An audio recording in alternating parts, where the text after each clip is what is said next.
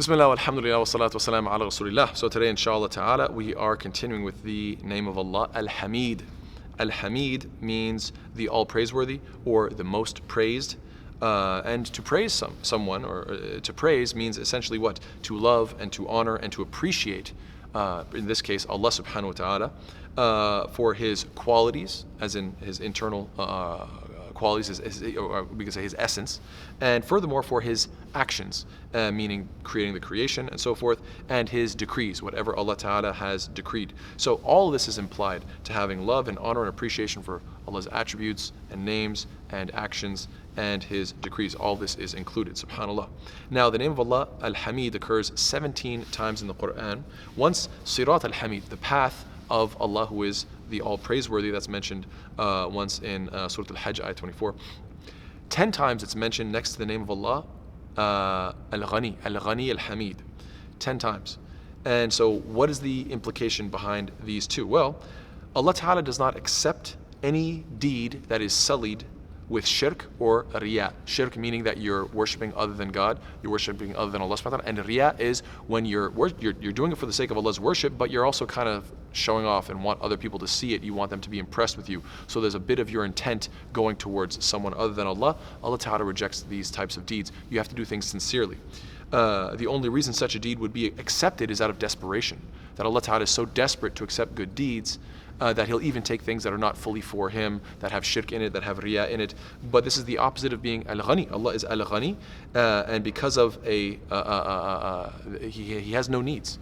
And obviously Allah Ta'ala has the highest of standards because He is Al-Hameed. So yes, you have to do good deeds in the right way, according to the Sunnah, the correct methodology, the methodology of the Prophet ﷺ, in a good way. You have to have high standards in the way you do things, because Allah is Al-Hameed, so you have to do things in a praiseworthy way, and you can't do it with mixed intentions. Why? Because then Allah Ta'ala will reject it, because He is in no need of taking, let's say, mixed intent or partially messed up intentions. There's no need for that. Allah is Ghani. He's free of need. He doesn't need any of that. So subhanAllah, this combination is quite beautiful. Furthermore, Allah Ta'ala is what? Al-Aziz Al-Hamid. Al-Aziz meaning the most mighty, and Hamid meaning the most praiseworthy. And they say that absolute power corrupts absolutely. This is an expression. And the idea here is that Allah Ta'ala does have absolute power, and yet subhanAllah, He is not corrupted at all. He is not tyrannical at all. He's actually the opposite. Everything He does is praiseworthy. So He is both Al-Aziz and Al-Hamid. Unlike human beings, that the more we get power, the more we become corrupted. Rather, Allah Ta'ala has all power and is not corrupted at all. He's rather the exact opposite. He is fully praiseworthy. Furthermore, Al-Hakim Al-Hamid occurs once, and we talked about this earlier. We talked about how the revelation appeals to the mind and the heart. It is Hakim, it is wise and intelligent. Its laws are beneficial for humanity, but it is also Hamid, it is beautiful. It is something praiseworthy. Its style is eloquent. It sounds amazing. And so it's a question of both style and substance, subhanAllah. Another way you could look at Hakim, Hamid, these two coming together, is what? That if you're a wicked person, Allah Ta'ala will give you justice because He is Hakim. In other words, the wicked people, they get punished. That is the wise thing that they deserve. A wicked person deserves, in a wise way, to be punished. But if you are a good person, if you're a righteous person, then what do you deserve? Not only do you deserve a reward, but Allah Ta'ala is going to give you the most beautiful reward. He's going to multiply and multiply and multiply that reward. And this is Hamid. This is something that is praiseworthy, subhanAllah. So it's as if Allah Ta'ala is mentioning Hakim, Hamid. These two go together. One is for the wicked and one is for the righteous. And Allah knows best. Another name of Allah that comes once in the Quran is, or these two together, comes Al-Wali Al-Hamid. Al-Wali meaning the one who is the one that you depend upon, the one who you entrust your affairs to, the one that takes care of you. And Allah Ta'ala takes care of His slaves in a way that is praiseworthy, in a Hamid way. So hence these two coming together. And of course, Hamidun Majid, these two come together as well. Hamid is the one who is praiseworthy and in a beautiful way elevates others. And why does He elevate others? How do we understand this? Because He Himself is elevated. He Himself is exalted. He is Majid. And so this explains it or clarifies it. Now, the name of Allah, Hamid, itself is upon the pattern of Fa'il. But in this particular case, it's implying the maf'ul pattern. So Hamid yani Mahmud. He's Hamid yani, He is the one who is deserving of praise, is the maf'ul pattern. And this means that what? Allah Ta'ala is praised in all times, in all languages, by all those who should and who can give praises to Him. And yes, even if Allah Ta'ala wasn't praised by any of the creation, the fact of the matter is that His praise of Himself is more than sufficient, because Allah Ta'ala has full knowledge of who He is. And yes, we should know that Allah Ta'ala is Hamid in many different ways. Allah Ta'ala is praiseworthy and is being praised by all of His creatures simply by existing. The fact that we exist is a testimony, is a testification to Allah's greatness. So our mere existence is a praise to Allah Ta'ala implicitly. And the angels are constantly reciting and pronouncing the praises explicitly, praising Allah subhanahu wa ta'ala.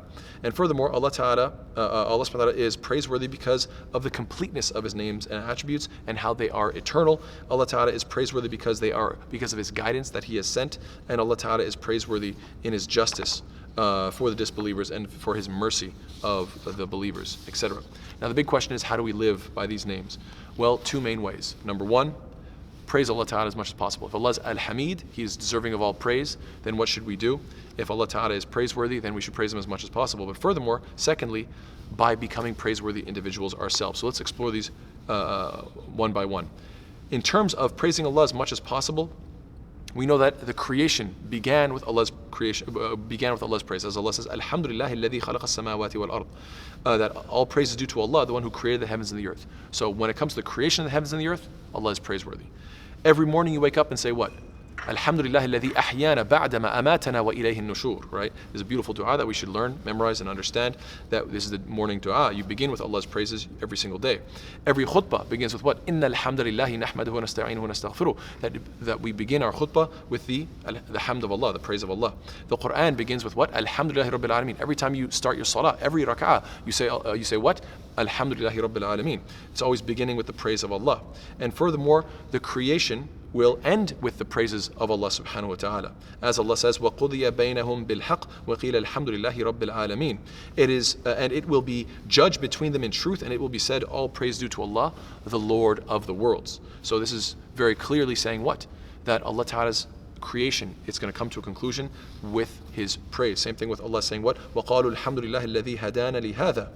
That when the believers are entering into paradise, they will say what? Praise be to Allah who has guided us to this. Praise be to Allah who guided us to this amazing paradise. And furthermore, the believers will finish every call with the praise of Allah. Imagine the believers, they're talking and they just keep on saying praises of Allah.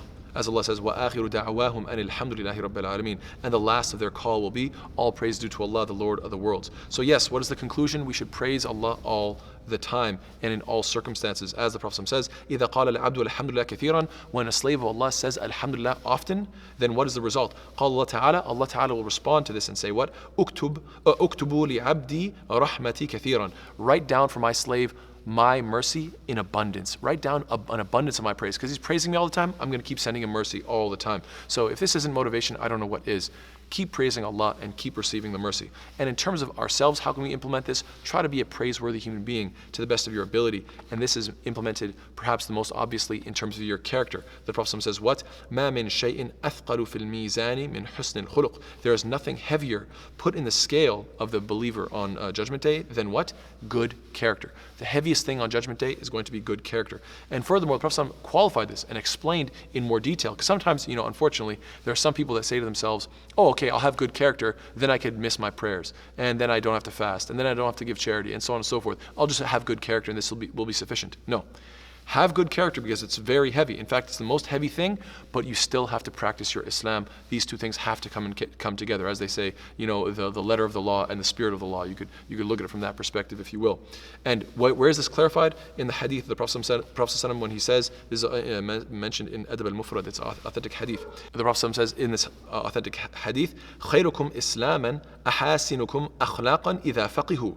The best of you in Islam is the best of you in character when they possess understanding of the deen. So the best of you in Islam are the best of you in character. So you think, oh, character is all it requires to be a great Muslim. And then what? It's qualified. إِذَا فَقِهُ, when they possess understanding, when they apply their fiqh, as long as they stay within the boundaries of Allah Ta'ala, the hudud of Allah, when they don't cross into haram, when they pray their prayers, when they give their zakah, when they fast the Ramadan, and so on and so on and so forth. So may Allah Ta'ala make us praiseworthy with our character. May Allah Ta'ala make us of those who are constantly praising Him. May Allah Ta'ala make us praiseworthy in terms of worshiping Him correctly and understanding our fiqh and applying the sharia to the best of our ability. And may Allah Ta'ala forgive us for all of our shortcomings. Jazakallah khair. Wassalamu alaikum wa rahmatullahi wa barakatuh.